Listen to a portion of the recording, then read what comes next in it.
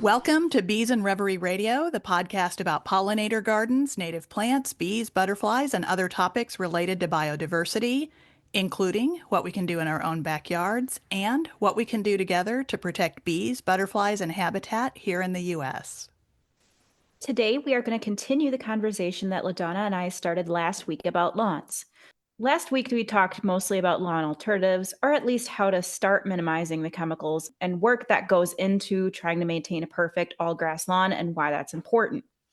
Today, we are going to dig a little deeper into why America has such an obsession with all grass lawns, what's behind it, and what may come next. And we will also share some ideas for action that anyone can do, even if you don't have a yard. So, LaDonna, will you introduce our guest? Yes. For the conversation today, Emily, I am so happy that my friend Patrick is here with us. I met Patrick on TikTok where Emily, like you and I, Patrick's been transforming his yard from mostly non-native turf grass into native plants. And what I fell in love with about Patrick and his TikTok account was the brutal honesty that he shares about the work that goes into making this kind of change, especially in an area like where he lives, where the local ordinances there, unlike where I live, the regulations in Patrick's area actively discourage this kind of work. But Patrick, you're here with us and Hey, you're doing wonderful things anyway and thank you. making it work. Will you tell us a little bit about yourself? Yeah, so I live in Montana, and one of the things that we noticed really quickly out here is that people really like a big distinction between the wide open spaces and what is essentially their home. Like the dream of having the big house with the big green lawn is still very present here. And so there is a big need, it feels like, to keep that distinction between what is considered wild space and what is considered, proper, good, proper space. If that makes sense. But no, Yeah. we're going to have the good, proper space here, and so that's the big thing that we notice. So the ordinances and regulations aren't really conducive towards keeping plants that thrive above like 4 inches. Like turf grass has to be cut so low, but nothing grows at that level. Nothing blossoms, nothing blooms. So that's one of the biggest challenges we run up against. Ah, So we started this project here on my lawn. We bought this house in 2019, and we're kind of we're in the middle of town as the town is beginning to sprawl out in different directions. So we're very much in the middle of it. So we bought the house in 2019, and then the pandemic started, which left me to my own devices. And in the course of that first year, I just started tearing up the front and the backyard because there was nothing else to do. I was working from home. I had a lot of time on my hands. And so I'd always wanted to have native yard spaces, but I didn't think I would have it to this extent. So now, 4 years later, we have expanded. Both the front and the backyard are now native spaces with zero pesticides. We are in like the gangly teenager chaos phase. Everything is a little is crazy. But those are the challenges we face out here. There is one native plant landscaper, but they are 6 hours away from me.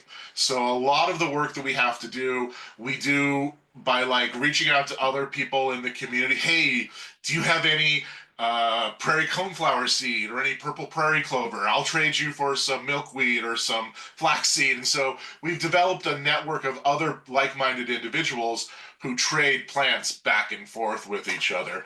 And then I'm fortunate to be able-bodied enough that I can do this all by hand, and I have the time. That's really awesome. So, what's your favorite kind of native plants that you plant in your yard? Oh, I knew you were going to ask me this. Um,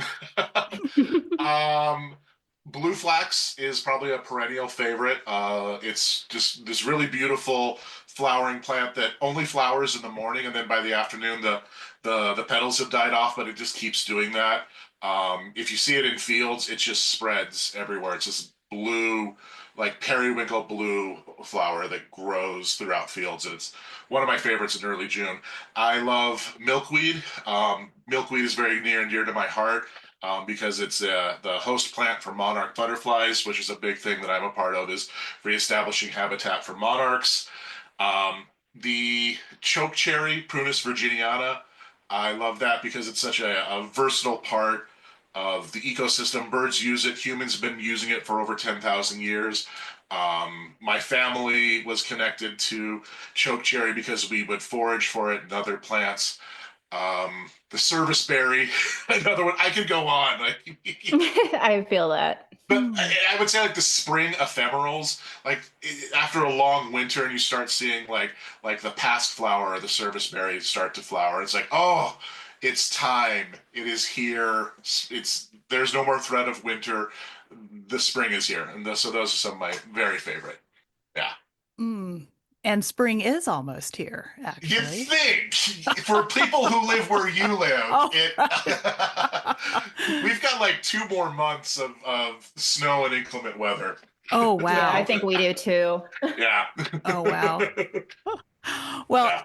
Patrick, I'm so glad that you agreed to join us, and I think, I do want to talk a little bit deeper into this episode Yeah. about kind of what you've gone through there in terms of like how you're a little bit about how you're doing this in the yard with the restrictions that you have, and I'd like to hear more about this native restoration work that you're doing as Absolutely.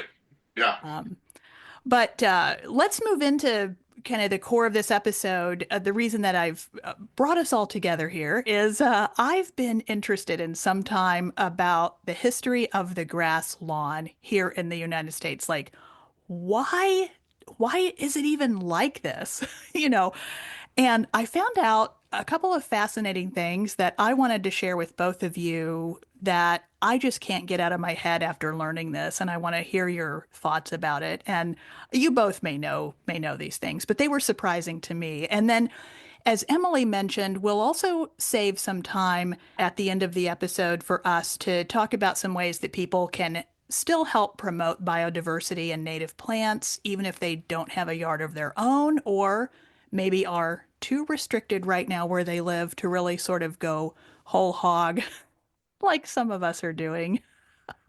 How does that sound? Yeah, I think that's great. Let's do it. Okay, let's get into it. So, if you've been in any online spaces over the last couple years, especially where people talk about getting rid of their non-native turf grass and doing something better with the land that they have stewardship over, people like us who want to plant native plants in their yard, I think one thing that most of us have already heard people talking about is a little bit of the sort of what I call ancient history of grass lawns in the United States. Well, as ancient as history can be in the United States. Yeah. Yeah, yeah. Um, so, Emily, you and I have talked about this a little bit offline, and I know you're familiar with some of this older history. Could you fill us in a little bit on that? Sure. So, in short, lawns were not originally an American thing. They were brought over from Europe. For example, George Washington, our first president, loved European landscaping and lawns. Thomas Jefferson was also known for keeping an English style lawn at his Monticello estate. Back then, keeping lawns short required difficult methods such as scything, so that was not popular with middle or lower classes. And, part of our nation's ugly history is that slaves maintained and manicured the lawns for the wealthy. So they were not as accessible to the middle class in early America.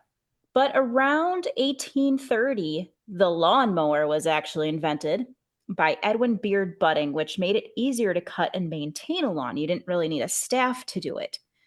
So the mowers were popularized in America during the 1860s. And in 1901, Congress allotted $17,000 to study the best grasses for lawn, inspiring an entire industry, which led to the problem that we have today. But basically, lawns have always been something of a symbol of status and wealth that it's very ingrained into our society. And I think that's still part of what we have today. And looking back into European aristocracy, lawns kind of had two functions. You could see enemies coming towards your manor if you had enemies coming, because that grass Oh, was so short. But also, the idea of owning a lot of space that you had nothing to do with was another popular thing. like many of them did graze cattle and other livestock on their properties, but having these large mowed spaces that looked open and out of use was basically flaunting that wealth. And so they began entertaining on these lawns, and it became like a bragging right to just have this land with this cut short grass that you weren't using into anything. It was the biggest flex of the time. That carries into, again, why we do this today to a point. I think that, like we said last episodes, lawns have a function, but it kind of became way inflated beyond that. So, sort of like, come over and view my completely useless land. I'm so rich, I can make all Right. this land useless. I have I so mean, much yeah. land. Yeah. What's it grow? Nothing. What are you feeding on it? Nothing. Right. But I could feed things if I wanted to, but I'm so rich I don't have to. But the kicker is, I hire people from the town who are starving to come and mow it. That is so true. You know, a lot of that early history is really good to know. And I do, I recommend looking further into it for anyone interested. But let me tell you both what I can't get out of my mind about American lawns that I didn't know until recently, because I'd heard this kind of older stuff before. Um, Yeah. but this change that happened after World War II and why it happened and what it's led to today, I find so fascinating because it is such a modern history. It's something that is Mm. so recent, we can really look back and see exactly how this happened. So, as you may know, right after World War II, the country invested in housing for returning vets, in particular. And there was this huge build out of suburban homes and neighborhoods in the United States. And one thing that happened as these homes were being built that was different from what had happened before was laying sod, grass around these newly built houses. There were several large development companies that started laying down these cookie cutter affordable houses. One of them that you might have heard of was called Levittown. It was a Oh, big yeah. company that was building in Pennsylvania, New Jersey, Cape Cod, Massachusetts, and even in Puerto Rico. And they're considered to be the first company that decided to lay down grass lawns to have them already in place for the people that were moving in. And then the other companies that were building out houses did the same thing. And they did this for a couple of reasons. One of which was that it was sort of inexpensive and easy for the builders to do because the way that they were building these houses, they were just going in and taking everything out, right? Taking out all the Mm. trees, raising the ground, everything to a level space. So everything was gone. They put up these houses. What are they going to do? Just leave a big mud hole, for people to deal with? Right. And putting down grass sod was kind of cheap, easy, quick. But the folks who were building Levittown, the Levittown subdivisions in particular, also had this vision for the neighborhood of Emily, like you talked about, this large expanse of short mowed grass. So when people bought the houses, they were provided guidelines about not using any fences in their front yard so that when you were looking over the neighborhood or down the street, you'd see this uniform grass lawn Oh. in front of everyone's house. So there was a sort of aesthetic thing that was going on. My neighborhood is exactly like that. We have a very post World War II neighborhood, and Oh, no one has fences in their front yard. It flows from one yard to the next. It's a very popular. It's still actually very popular out here to this day to not see fences in front yards.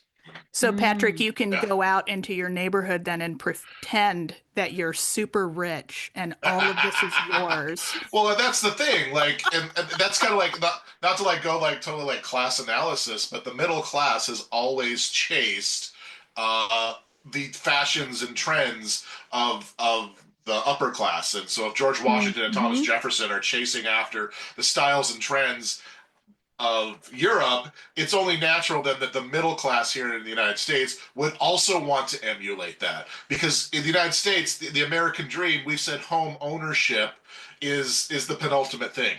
is to own a home, to have your own little manor, your own little square that you are the ruler over. So we want to make it look like a country manor. And so we have created Yeah. that into our culture that if you have arrived, you've owned a home, it should therefore look like your own little castle, Yes. Okay. complete with this Yeah. rolling green lawn. Yeah. Yeah. Okay, so get this. Okay. That's the setup. That's the Mhm. setup, and that's what's happening. And then many people that were moving into these homes had not owned homes before. They Right. are, Patrick, like you said, they're sort of now new to the middle class, right? So these are returning vets. This is affordable housing. This was, government investment to help make this happen. So a lot of folks were being welcomed and encouraged to buy these homes, and they hadn't owned a home like this before. And then, so here's what blows my mind. Then we see companies like Scott's, the same company Oh. Scott's that sells you all the grass seed and the weed and feed and stuff in the garden centers now. That exact company and a couple of other companies like it jumped in to start helping new homeowners learn how to maintain their grass. And so they figured out, like, you can see some booklets. There are some booklets that exist, little pamphlets from like the 1950s and that era that were distributed free to homeowners. They might have been given to them by their realtors, or you could just send away for your free brochure. Oh, you're new to all this. Let me tell you, let us tell you how to maintain this lawn that you have been given. So it was sort of, a real, the madmen of the time had an epiphany, Right. you Yeah, know, you weren't even given an option. right. We can sell, they're like, we can sell these products that keep these people coming back for more year after year. So, when they were first selling folks, some of these had clover included, in the mixes, and then later it became how to get rid of your clover. It just all became this massive marketing and selling of this, like you said, this new middle class lifestyle. They also were figuring out, how to sell people not just mowers and chemicals for the lawn, but, keep the bugs out of your flowers, keep the bugs out of your house. You can see this advertising of this era that really is playing on two ideas. This idea of sort of conformity, you don't want to be different from your neighbors, you want to fit into this new lifestyle, Mm. and also playing on fear of sickness, fear of bugs spreading disease, fear mongering to new mothers, Mm. men protecting the family, fitting in and friendly competition with the neighbors. And all of this, when you look back at it, it's all advertising. This was all manufactured. It was creating a problem for people that didn't really exist or didn't need to exist. And so then these companies, as they start getting richer and richer, they started getting in the way of anyone asking questions about these products. I mean, they were selling people DDT to apply on their lawns. It's Wow. Yeah. bonkers. Oh, I think there's such a morality quotient to it too. There is so much shame attached to having an unkempt looking space. It reflects negatively on how you are as a person that if you go and work 8 to 10 hours a day and then don't come home to put in another 3 hours or 4 hours a week into your yard to maintain that pristine look, like what does that say about you as a person and your work ethic? Right, right. If I've been rewatching old Twilight Zone episodes, Uh-huh. the original series of Twilight Zone that the first episodes were like 1959, so I've been watching like the seasons of 1959, 1960, 1961. And there's a couple of famous episodes that people know about. One is called Eye of the Beholder, where if you remember that one, that's the one where when you're watching this episode, there's a woman who has bandages over her Yeah, face yeah. because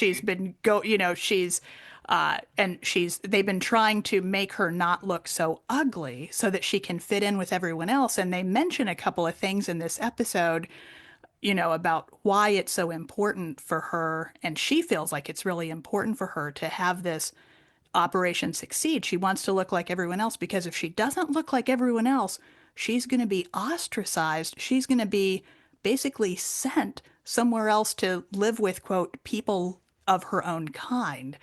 Uh, and when the bandages come off, of course, the punchline of the episode is that she looks like a regular person, and you finally now are able to see the faces of the doctors and the nurses and everybody working in the hospital, and they all look like monsters to us, right? Yeah. So that's the punchline. But when she's running through the hallways of the hospital, you can see the leader of the country on TV, and he's talking about glorious conformity. There was another episode, another famous one called The Monsters on Maple Street, where neighbors Yeah. start turning against each other when something weird happens in the neighborhood, and they start picking on each other for these little minor nonconformities that they have. So I think there was certainly some anxiety in that era about Oh yeah, if you don't conform, you know, yeah. it's dangerous for you, if you're not conforming to what your neighbors are doing. Oh, like even in Madeleine L'Engle's Wrinkle in Time, the bad guy planet is one giant subdivision where all the houses look the same, all the yards look the same, everyone is doing the exact same thing. Oh, Isn't that fascinating that that was all coming out at the same time, that they're pressing conformity and are there's still people absolutely terrified of not fitting in. Yeah. yeah. And, even now, when we go, you go to the garden centers right now, you see Mhm. not just lawnmowers, but we see Nope. rows and rows of Uh, Scott's products and yeah. similar companies that, these companies had their boom just after World War II, and they are still selling us now the grass seed, the fertilizer, the herbicides, the pesticides, the new and improved weed and feed, the new and improved everything still to this day. So that was what I guess, sort of what stuck in my head when I learned that was even though this idea of a grass lawn, predates World War II, of course, and goes back, Emily, as you explained, it goes way back. But when did the non-rich people of the country, when did the new middle class, which I think, if we look back, if we were to be transplanted ourselves back to like 1950, the middle class would look sort of working class, right, to us now. Right. When did all of us, embrace this rich person aesthetic, this waste of our land, and that it's just fascinating. It was sold to us, by advertisers in the 1950s, and we're still buying it to Well, well, this what, day. what were they asking us to do during World War II? They were asking everyone to grow victory gardens, to take their front yard, whatever available space they had, and grow their own fruits and vegetables as part of the war effort. And then Mm-hmm. as soon as everyone, the soldiers come back, it's like, okay, stop doing that. That looks gross. It's, it's lawns now. One of the advertisements that I saw had a white man and woman with their white baby That's important. uh, holding their baby up, and behind them is this huge expanse of grass, and in the very background is a house, and it says how to maintain your property, something like that, in order to win the peace. So Wow. Well, folks were actually propaganda. marketing like, okay, World War II is over. Now we have to, quote, win the peace. And I don't know how maintaining a all non-native turf grass lawn is winning the peace, but Sounds like not many people ask that question. right. Or if they did, Scotts and these companies had so much money that they could lobby Congress, to. Right. But, going down those aisles of the garden center, it's quite an experience. Like if you go to any of these big box garden centers and you walk down these aisles, it is just product after product after product. And it has this smell to it, this overwhelming smell of like fertilizer and chemicals and things. And it's expensive. Like those Oh bags of yeah. grass seed, and they sell you, here's what you put down in the spring, here's what you put down in the summer, here's what you put down in the fall, here's what you put down in the winter. And it's constant. It's not like you buy this product and then it fixes it and it's done. You have to keep buying it over and over and over again. Right. Yeah. It's by design. Yeah, it's brilliant. It's brilliant marketing. I want to read you. This is one of these old advertisements that Scott's did. I don't see the date on this one, but I think this was like just immediately post World War II. This is for one of their insecticides. It was called Cope, COPE. That was the insecticide at the time. It's an insecticide that is still around. Carbaryl, Carbaryl. Anyway, let me read you this this little advertisement. So they have this little tiny brochure that they were giving away. It says "Better Lawns from Scott's Research," and it shows a guy, just a pencil drawing of a guy, sowing this stuff on his lawn, and it says ants. A simple way to discourage ants, earwigs, and other obnoxious insects from moving into the house is to shake a little cope around the foundation. And then it talks about earthworms. And it says, worms and night crawlers are recognized as beneficial, except when they become too numerous and too active. And then it says repairing insect damage. To repair lawns damaged before cope is enlisted, apply the turf builder at double rate.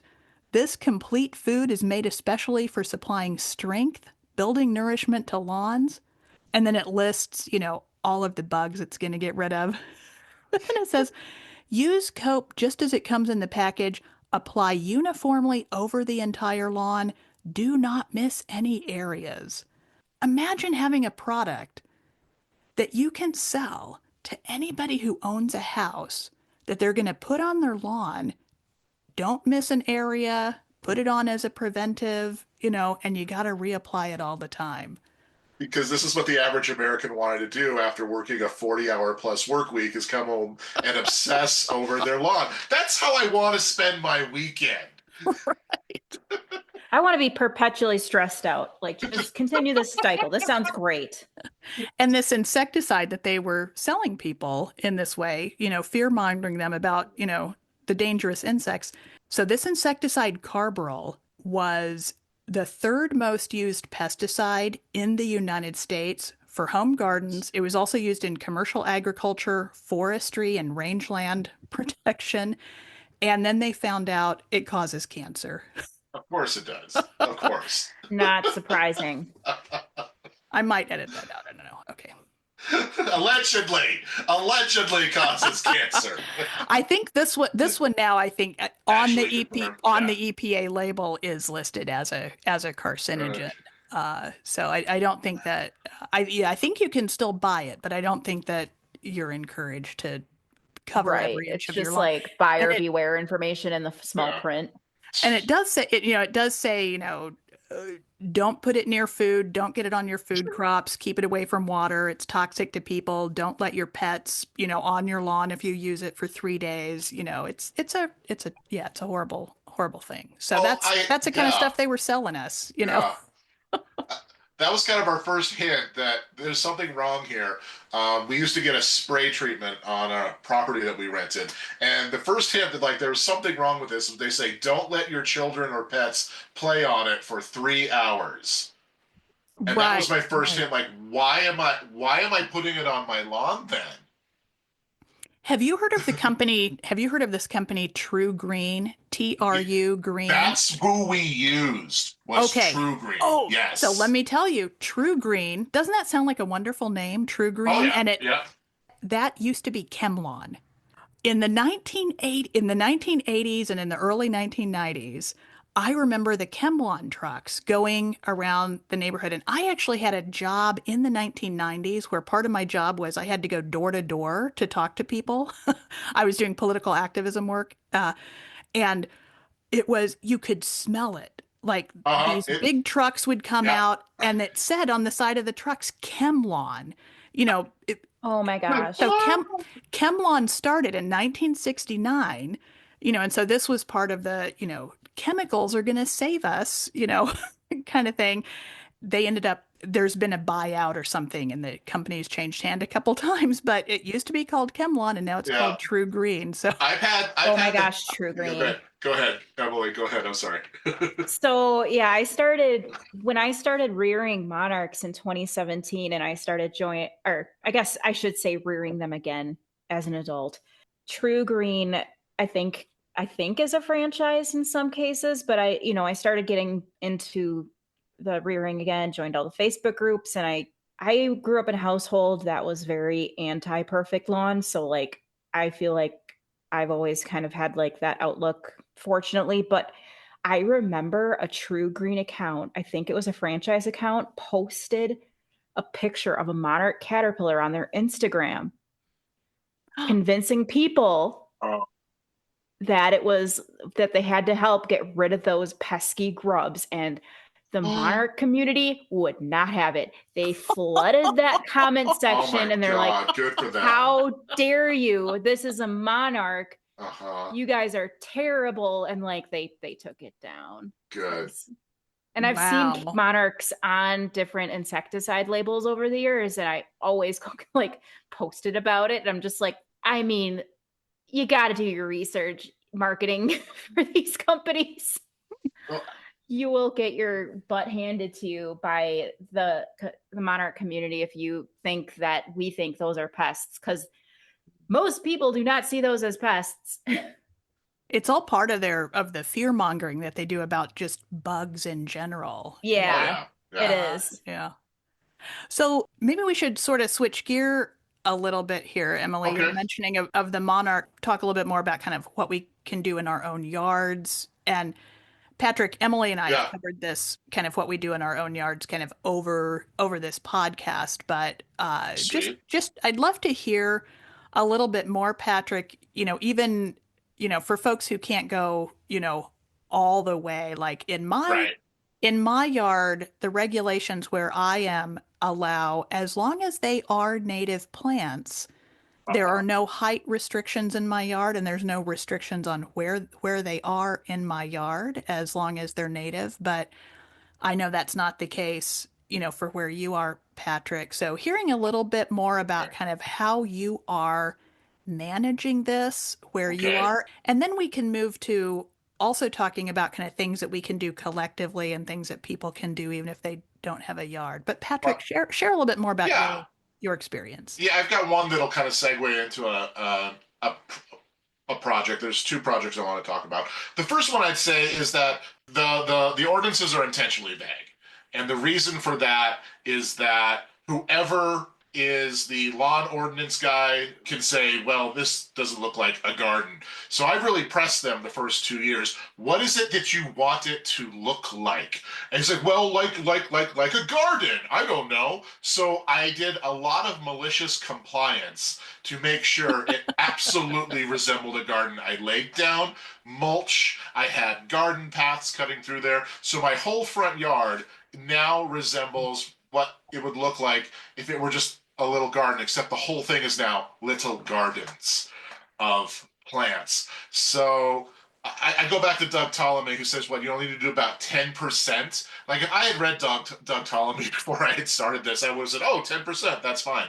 But for someone who had a lot of restrictions, if you just start with 10%, you can really transform a lot of the ecosystem with just 10% of your spot. And if you get everyone to do that, that just starts creating those byways that critters like pollinators and monarchs and other things need to move through these spaces.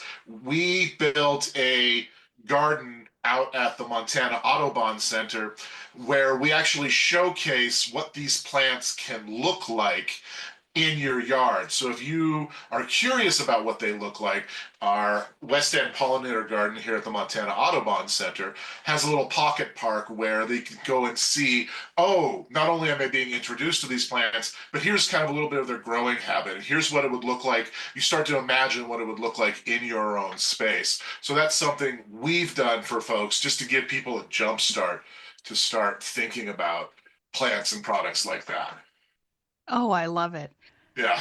So that's something I've done is just learning as much as I can about the ordinance and say, oh, it has to look like a garden. Well, what's a garden look like to you, lawn inspection guy? Well, it has this, this, and this. So I took all that stuff and added it. Still kept my plants. I still have my milkweed and my lead plants and my sunflowers.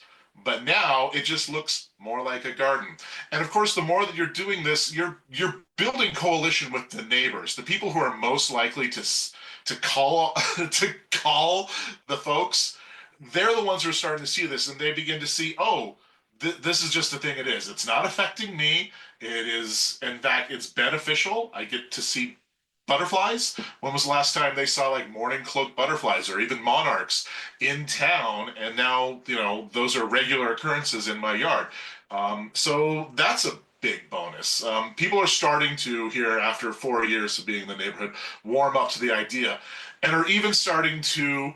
I had just yesterday, I had a woman come and pluck some sunflower seeds, a little sunflower stem out of my yard that she was going to use. And I've had neighbors come up and confess they've taken milkweed seeds from my yard. Oh, Like, yeah, I did. I feel bad, but I stole some milkweed seeds. Like, no, that's what it's for. Take it, spread it, spread that sunflower seed, spread that milkweed seed.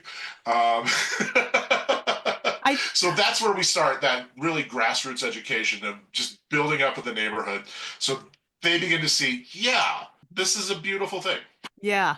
And I think on the other side of that too, I would just encourage anyone listening, if you aren't yet growing native plants in your yard, but you want to, or food gardening or whatever, if you see a neighbor like me or like Patrick or like Yeah. Emily, I just love it. It honestly makes my day if a neighbor asks about what I'm growing or asks if I can give them a cutting or give Oh them yeah. seeds. Like I'm talking about that for the next 24 hours. This woman knocked on my door and asked me for some of my rosemary. It just made me so happy. Oh, it's joyful. And that's the thing I found like about the native seed and native plant community is we want to give this stuff away. We want to see other Yeah. people have it.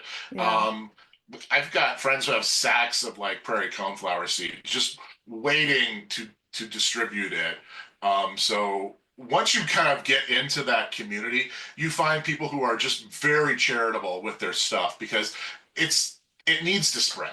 And we all recognize that in order to help protect biodiversity, we need this to happen not just in one tiny part, because that's not making a lot of difference. But when we start building out over all of this green desert, Scots chemical turf wasteland, once we start creating native space, we really start making impacts on the local flora and fauna.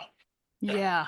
It does. It really does make a huge difference. And Patrick, before we move it, I do want to move Yeah. into the last section on what we can do collectively, but I have to ask you because you mentioned a couple of times you talked about the inspector coming to Okay. your Yeah. property. So he actually Can't wait. this is a real story. An inspector actually Yeah, came to no, your absolutely. No, it's what happens is you'll get code enforcement has come to my yard twice in the first 2 years.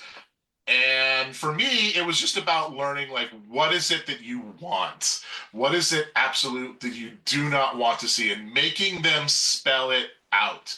Because as I've said, the ordinances are intentionally vague. It says no vegetation taller than 4 inches. Well, like, and I'm like, well, but nothing grows taller than that. She has her roses over there. They're taller than 4 inches. Well, they're in a garden. Well, what's a garden? Well, a garden has this, and I just get them to spell it out for me. Tell me what it is you want this to look like, and I will maliciously comply to the point. I'll just be like, absolutely, here it is. And I've learned to do things like I've learned like what areas like okay, like we don't love dandelions. Like May, June is like dandelion season, so we get rid of those for some reason, which I'm ambivalent about dandelions.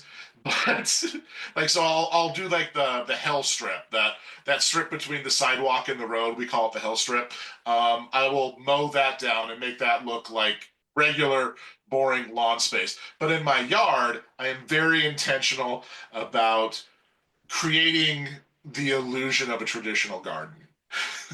smart. That's smart. And Yeah, I guess, and these ordinances may vary yeah, sort of state by state, yeah. county, municipality by municipality, but it's such a, HOA by HOA. oh, Yeah. right, right. hmm My backyard, on the other hand, is a jungle, and I let my backyard be a jungle of things. But my front yard, I want to make sure, and there's some ambassadorial thing to that too, because you want to show people who are maybe curious that this can look traditional. Like, if you want to put in a little corner over here, then you can make it look like a thing. But of course, as you learn, the beautiful thing is you're learning to do less. You're learning that you don't need to like deadhead the plants in the winter or to clear up the leaf litter, because those are things that are actually helping you. And so, but we just want to get them in the door. It's Yeah, probably my thing. Yeah. yeah, Yeah. yeah. And in some states, Emily and I have talked about this before. In Maryland, where I live, there's actually a law now at the state level that just passed a couple of years ago that allows, this is why I'm allowed to grow native plants in my yard. And Patrick, it sounds along the lines of what you're saying. The law says, as long as it is like intentionally maintained Right. garden, and then it lists the type of gardens it can be. It can be a native plant garden, a xeriscape garden, a rain garden, or a pollinator Mhm. garden. And so, and there Illinois just passed a similar law, I Nice. think, Yeah. just in the last year.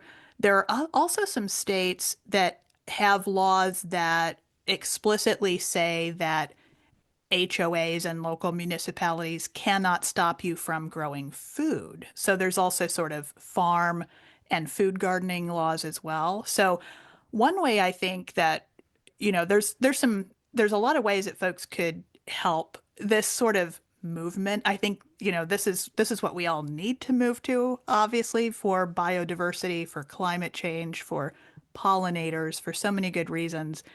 And so joining your state's native plant society is one way Absolutely. that Yeah. folks can get involved. Whether you have a yard or not, a state native plant society will know if there are laws like this coming up or if there's an opportunity to pass something like this in your state. Mhm. And also, native plant societies may also be a good place to find out about kind of joint things that folks can do. Folks can volunteer Yeah. on native plant restoration projects, Yes. pulling up invasive plants, meet some like-minded people, go out on a hike Mhm. and, Yeah. pull up some invasive plants together, something that's organized by a responsible group like that. Right. Yeah, and one of the things, like, if you're not, here's one thing I will say: if you don't necessarily live in a progressive place, let's just say, one of the great ways to hook people into talking about native plants is get really practical and really pragmatic with them. Talk about your water bill and how little you've spent on water that Yeah. year. Yeah, like Hmm. bugs and bees and birds, like my neighbors could care less about, but their water bill, that really is very interesting to them. Like, Smart. anything you can do to pull them in. And absolutely, if you live in a place where you are restricted, there are great ways to volunteer. I volunteer with an organization, a volunteer group called the Buckthorn Bandits. And what we've been doing is we go down to our one of our local parks here, Two Moon Park, and it's been choked out. It's a riparian zone along the Yellowstone River that has been choked out with Russian olive and buckthorn. And we have been, over the last 4 years, removing those big trees with like masticators and having burns and making it a whole like community party to go burn these trees and eat chili. And then just this last November, we got into those spaces and I've actually started spreading native seeds. So this spring, I'm really excited to go back and look and see what that is. But that's made up of a lot of people who either don't own, or they rent, or they just really want to get involved. But here's a public space where they can go be a part of making really great change in our ecosystem. Oh, I love it. I need to find a group here with the word bandits in it because that sounds fun. Yeah. It's been crazy. We've removed so much Russian olive and buckthorn. Like we found a pond. Like there was a pond behind all of this because I don't know what we know about Russian olive, but it really eats up a lot of like water resources and crowds everything out. And so to find like a whole new like aquatic space that hopefully now can be like turtles and frogs and crickets and stuff will happen there. I don't know. I'm excited to see what it looks Ah. like now. Yeah. Oh, Yeah. wow. And it is Yeah. someone, I hope somebody's taking photo or video of like before and after. Oh yeah, yeah. The park manager has been documenting it really well, Oh, and good. yeah, it's hilarious because like people in the neighborhood go there are like surprised at like how much has been removed. Like you've cut down all the trees. It's like, but they're horrible. Right, right. So yeah, if some folks just think a tree is a tree is a tree, but no, some of Right. these trees are invasive and a Some of these problem. trees are very invasive. So there's been a move to replace them with like poplar and juniper, more native species. But it's really exciting that more people are catching on to this, and there are a variety of ways that they can get involved I with do, with that. yeah. I think it is trending in that direction because yeah, as more people learn about kind of the history of the American lawn and what's really behind it, which is just, you know, a few people making a profit basically Yep. off of Yeah. selling you these chemicals over and grass seed over and over and over again, and learning about the difference that doing something better with the land we have stewardship over, can. And doing something less. Who has this time? Oh Who has yeah. this time? I mean, sadly, so many of these spaces or the money like are maintained by like companies who come in and mow your lawn for you, who either has that money or who has that resource anymore. Why not just practice letting it go? Which, trust me, is hard to be like, oh, we don't have to do so much. I don't have to Yes. water so Yeah. much. I don't Yeah. have to mow so much because I keep replacing it with plants. And it's really exciting to see what you get when you get that time back. It's exciting to see what returns. I've had screech owls return. I've had uh, Oh. blue jays come back into the neighborhood, just doing my little chunk.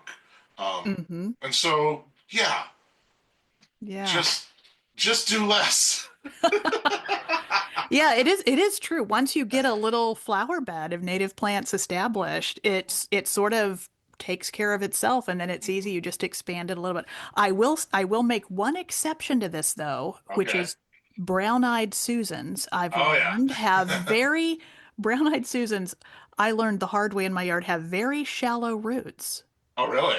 Yeah, and so I have to now maybe it's because my yard is clay, they just can't dig in there very good. So I do have to water them if we have a dry spell, but it's nothing, it's Well, nothing like watering the whole grass lawn. And most Right. of the natives in my yard just take care of themselves. They like the climate. and you're going to find what's going to work for you. Like it's interesting in my area where I'm at, where like we've terraformed so much of the area. We've brought water to places where there wasn't water, planted trees that had no business being here. But you begin to find what works for your space. Not every space. I mean, I love to be the guy who has that one specific plant. Like I have a bur oak and I have a lead plant, and but like what I really have are sunflowers and they do Mm. really well, and I just let them do their thing. And as people will discover, there's going to be stuff that works really well in your yard that might thrive somewhere else or not thrive. And but that's about creating that biodiversity. That's about creating that spread. So Yeah, yeah, yeah. yeah, Mm-hmm. And the sunflowers, mm, they can feed, they're beautiful. They can yeah. feed the birds and you can eat them too. You can eat the Yes, you seeds. can. Yeah. Right. Yeah. So, thank you again, Patrick, for joining us for this conversation. I really Absolutely. appreciate it. Emily and I here on the podcast we will continue to alert people here if there are collective action opportunities to engage in something at kind of the national scale. But, as I mentioned earlier, if folks are interested in finding out what's going on in your state or ways that you can help with things like these kind of restoration projects and invasive plant, projects that Patrick's been talking about. Native Plant Society in your state is a good place to Yeah. start. Patrick, do you want to share any social media or way to find you off of this Yeah. podcast? You can find me on TikTok. That's where I primarily do most of my content. I've got a whole playlist of videos I've done about rewilding my yard. So I every now and then I'll add a video or two to that.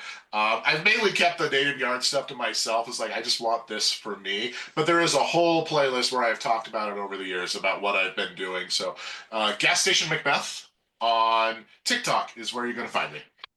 And we will put that in the show notes, so Sure. people will be able to just click over to find you, Gas Station Macbeth. Gas Station Macbeth. Yep. And thank you, everyone, for listening to the Bees and Reverie Radio podcast. We're releasing episodes about weekly, usually on Thursdays, and we are in season 1. If you like the show, we'd love it if you leave us a review. It helps other listeners who might be interested in these same topics be able to find us. You can also find us on social media at Bees and Reverie Radio. We're on Blue Sky, YouTube, and most of the other usual places. And Emily also runs a Discord community where you can be part of talking with other citizen scientists, native gardeners, and nature enthusiasts. Emily, can we share the Discord community in the show notes as well? Oh yeah, we always put our link tree in the show notes so you Oh, can right. access everything It's in the from link that tree. point. Thank Yeah. you. All right, everybody. Thanks for listening, and we'll see you next time.